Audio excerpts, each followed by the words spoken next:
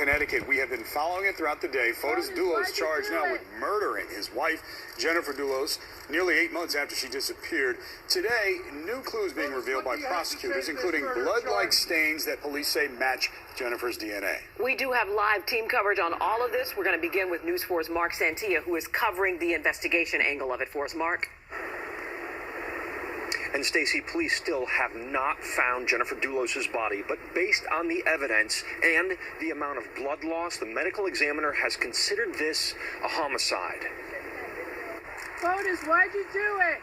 Fotis Dulos in handcuffs, hauled out of the Connecticut State Police Barracks in Bridgeport. Dulos arrested and charged today with murdering his wife Jennifer, nearly 8 months after her disappearance. Fotis Dulos, who is charged with murder, felony murder, and kidnapping.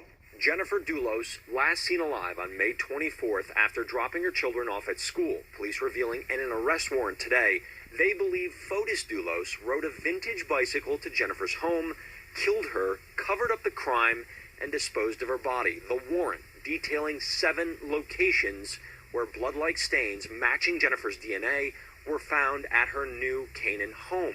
Fotis' attorney, Norm Pattis, dismissing the new charges. And now we get to address the proof, and we are confident about our case, and we are confident about our odds. We said long ago, bring it on. They did. We're here. We're ready. Dulos arrested, along with his girlfriend, Michelle Troconis. She is charged with conspiracy to commit murder.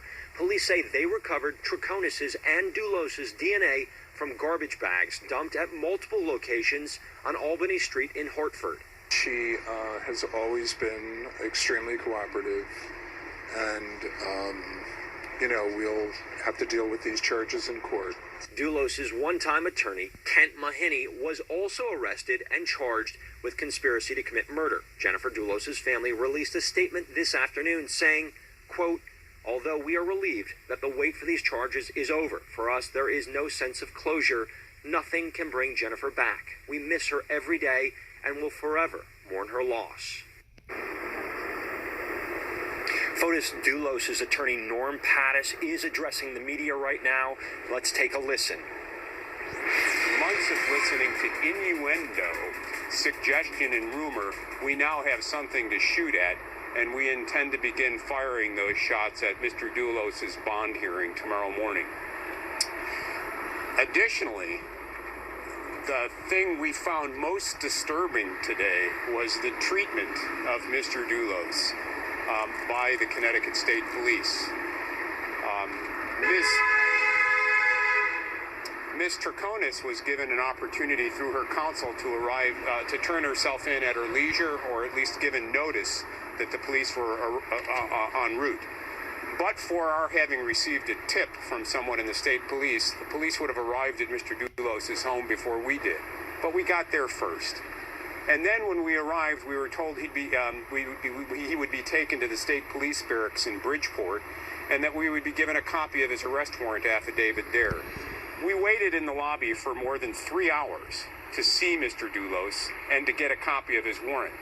In the meantime, Mr. Troconis' lawyer waltzed in and was immediately shown and given access to his client.